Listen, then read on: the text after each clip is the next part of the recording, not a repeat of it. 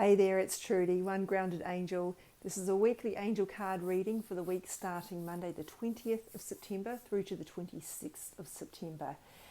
This is the last week before another Mercury retrograde hits, which will be the following Monday.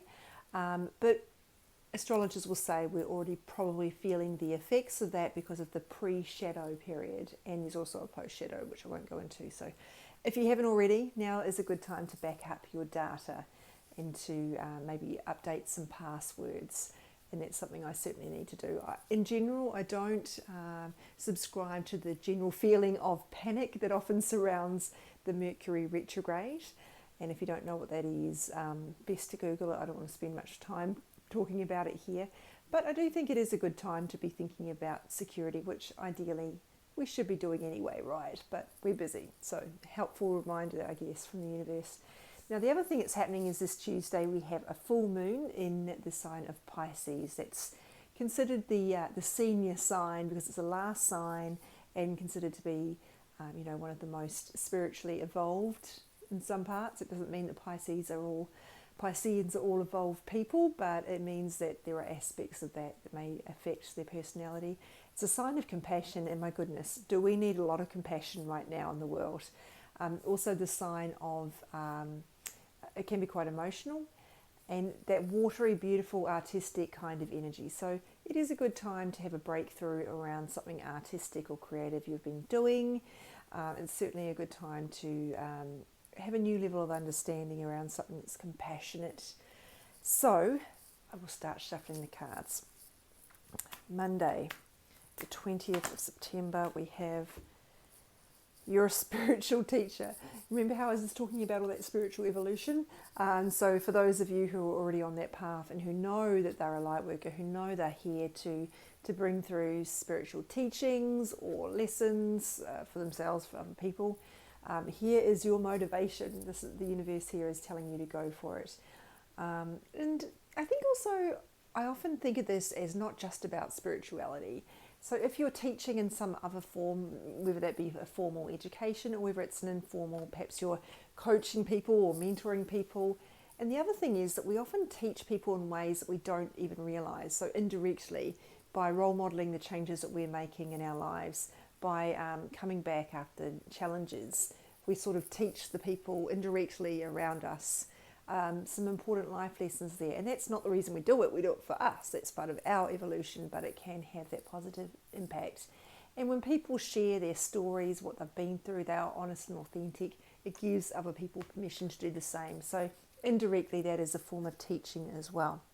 It's all about wisdom here. So if that speaks to you, go for it. So let's go to Tuesday. In fact, I'm going to swap card decks to this one, which makes zero difference to you because you can't see which ones I'm using, but this is the Angel Therapy Oracle card deck that I'm using now for those who are interested.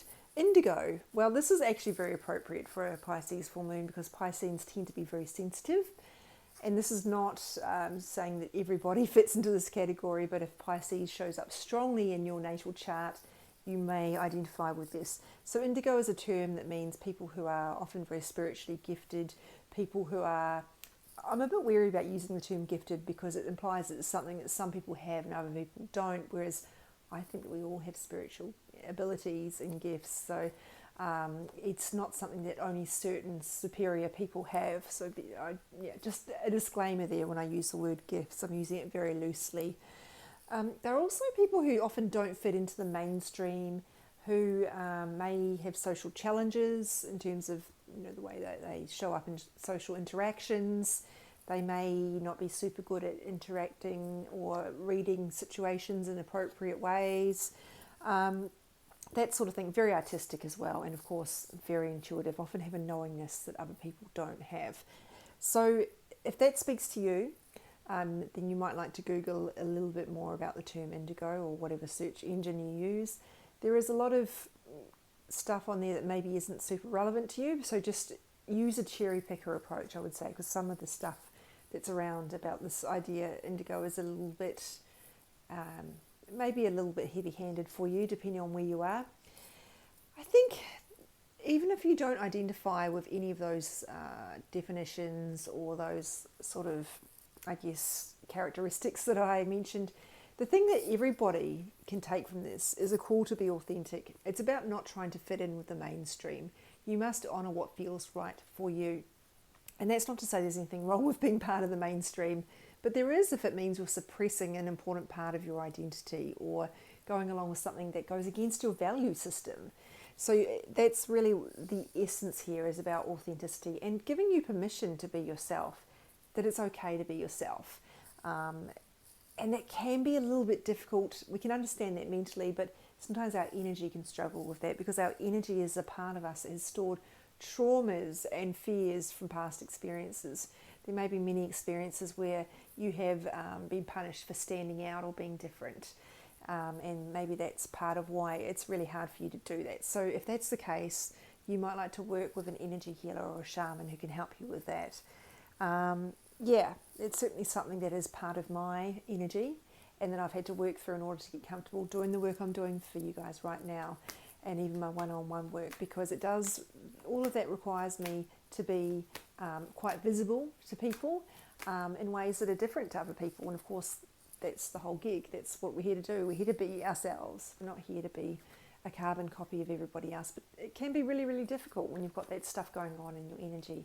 Not to mention the fact that from an evolutionary point of view, you know, in ancient times, we had to fit in with the clan in order to be safe. If you didn't fit in, you could starve. Like, your survival tended to be strongly attached to being part of the group, going along with what everybody else was doing and not falling out of that order. So there's that as well. That's why belonging is such, or one of the reasons belonging is such a strong part of how we tend to operate as humans. Wednesday, sorry. Who even knows what day it is? I've been in lockdown for a month. I don't know what's going on. Let go of fear now is the Wednesday card. And I think fear is something that we often, well, let me backtrack. When I first started on, delving into my spirituality, I thought of fear as something that showed up in the big stuff. The fear of heights, the fear of, commitment or whatever it was. But actually, fear shows up in a lot of different ways, and it's not always something that we even realise as fear. For example, procrastination is often fear in disguise. We're afraid of succeeding, we're afraid of failing, we're afraid of what people will think, all sorts of things going on there, but we just think we're lazy because we're procrastinating, and that's usually not the full picture. So that's one example. Look at where fear might be showing up for you, and sometimes this can be a marker. Actually, I'm getting this for some of you, it's a marker for the future. It might not be about what's going on now. There's something coming up that fear is going to be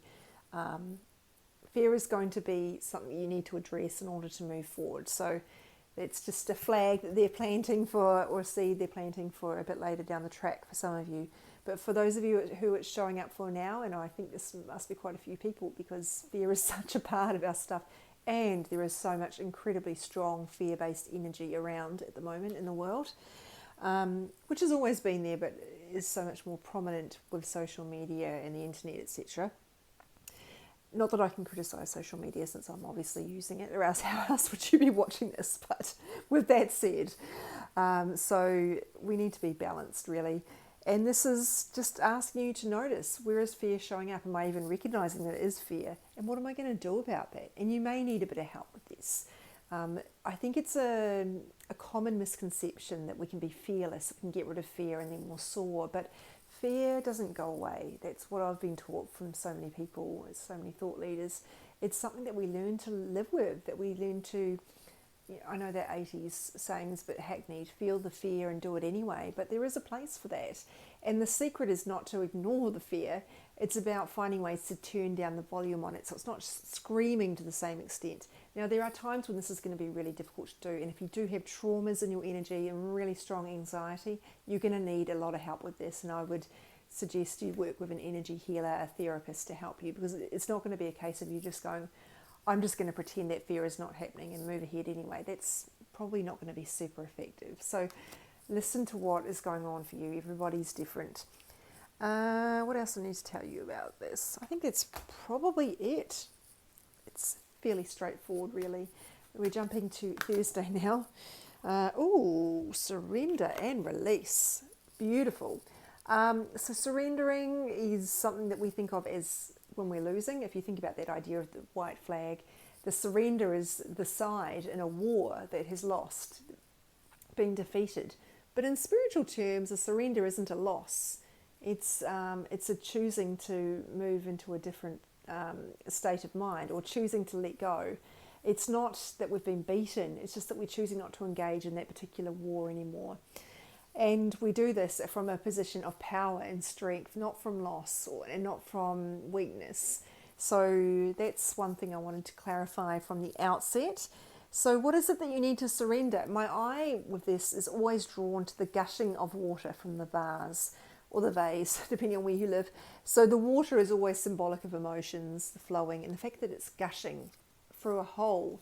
You know, the idea that this vase is broken, but in fact actually that's letting in or letting out the water that needs to be released, the emotions. So is there something that you're trying to fight, some emotional blockage that you need to actually let it flow?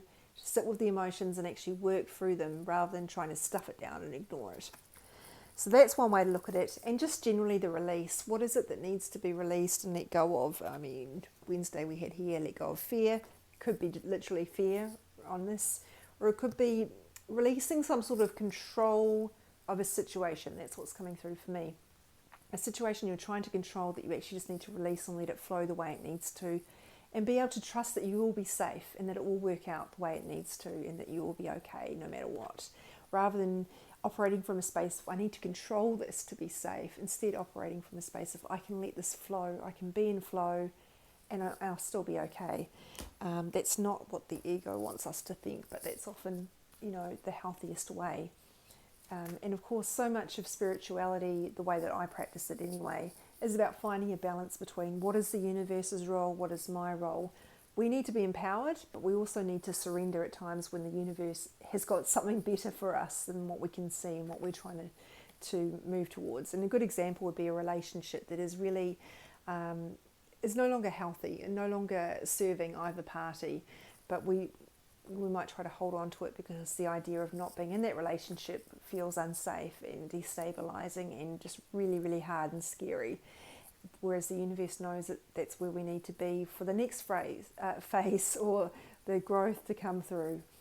So I don't think I need to explain that anymore. Friday's card is family. I'm going to read you this first sentence. It's quite powerful. This situation is rooted in an emotional experience with a family member. Sometimes people come to me as a healer with a particular situation that they think is related to something or exactly what it's presenting as, but actually there's something deeper going underneath. And my job, which I love being a double Scorpio, is going underneath. We're so subterranean, Scorpios. What's going on underneath this? It's giving rise to this situation up here, because that's how we fix it. We don't fix what's on the surface. We go to the roots and pull that out, bring that into the light, and then resolve it. People don't realise how much family relationships often play out.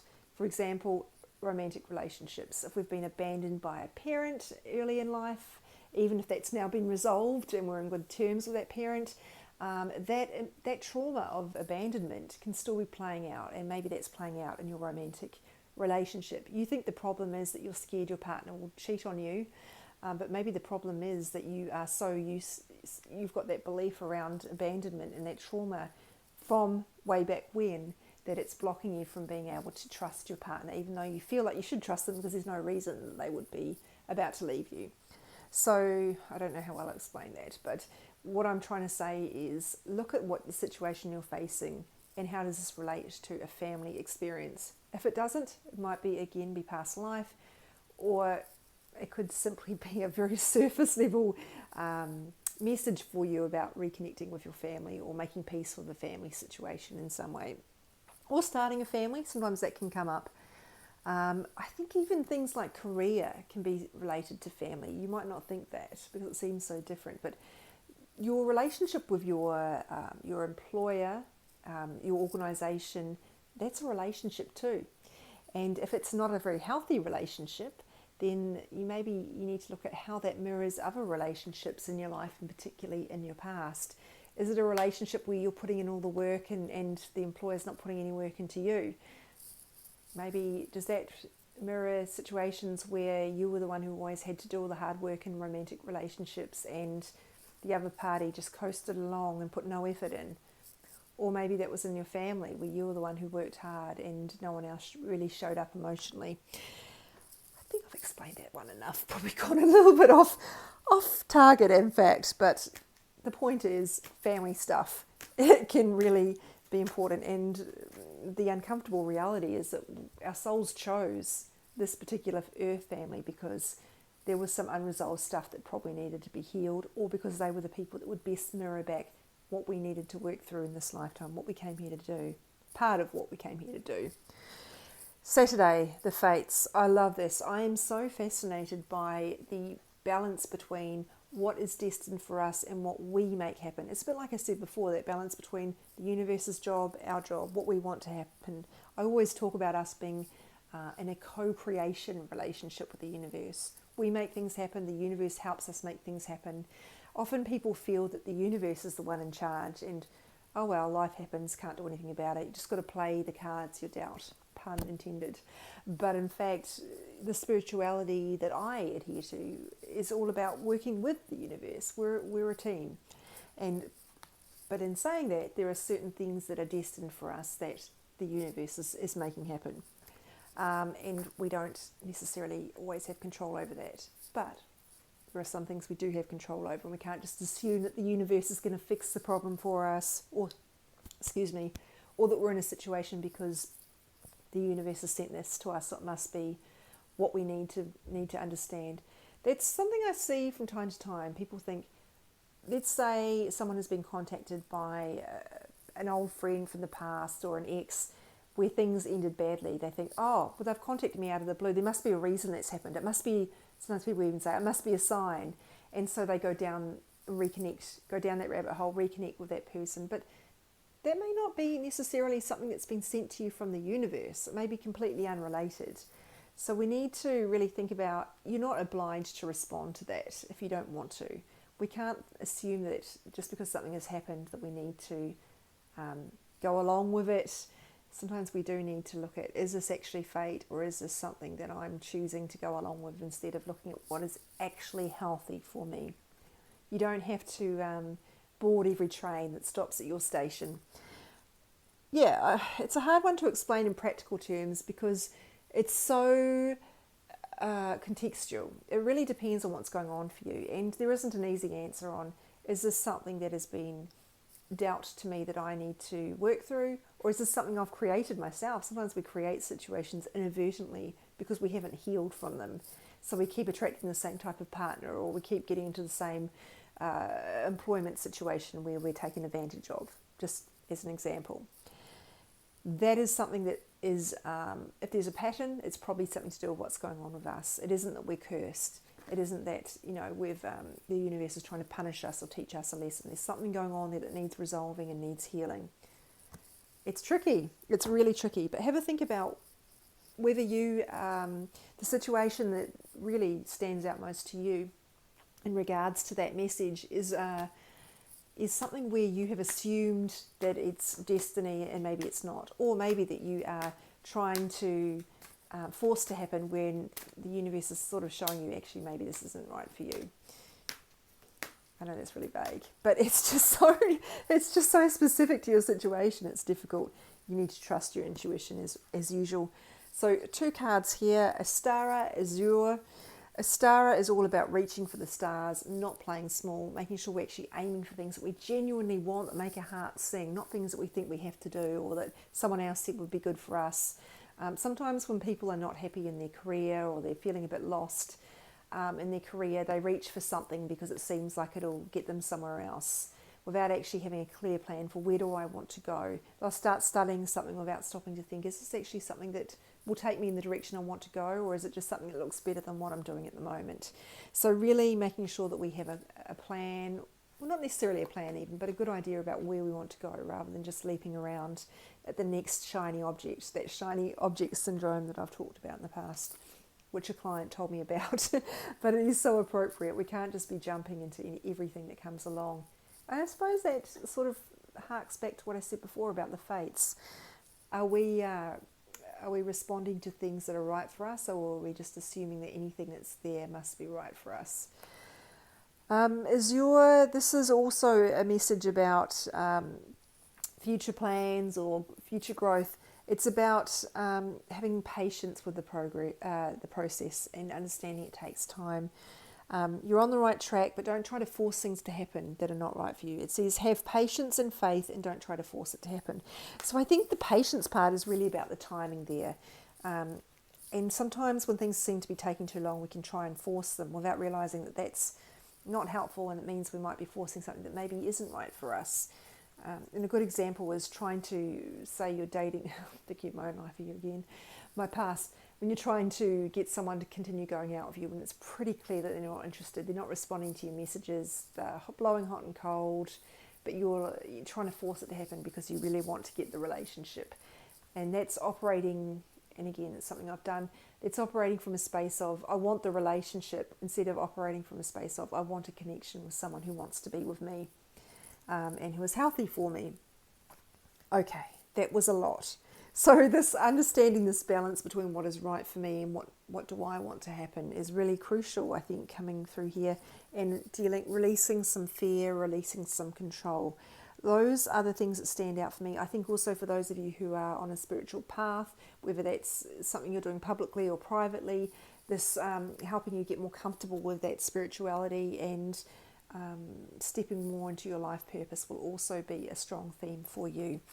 Thank you for being here. Interesting week, and I hope that you've got something from this video to guide you as you move forward. Now, if this has been as clear as mud, you might like to reach out to me for a personal reading. I don't have a lot of time to explain things to people outside of sessions, but I've generally got time to take on new clients because my schedule can be all over the place, but I work in different time zones. So I've always got space, and the best way to do that, or to even just find out more information about how I work, is www.onegroundedangel.com. If you're not quite sure, fill out the booking form anyway, because what I do is I have a free 10-minute chat with people over WhatsApp to really talk to them about what I do, get a sense of what is going on for them, and make sure I'm the right person to help them, because I don't want to take on clients who I'm not able to help. So that's one way to look at it. You don't have to sign up without actually knowing what you're getting. We can have a chat, and then you'll get a better steer on whether this is actually something you want to do. And as I said, there's also lots of information about the energy healing I do on their website, www.onegroundedangel.com. And you can also find me on Instagram at OneGroundedAngel, and on Facebook, OneGroundedAngel. Thank you, everybody. Have a great week, and I'll speak to you next week in Mercury retrograde.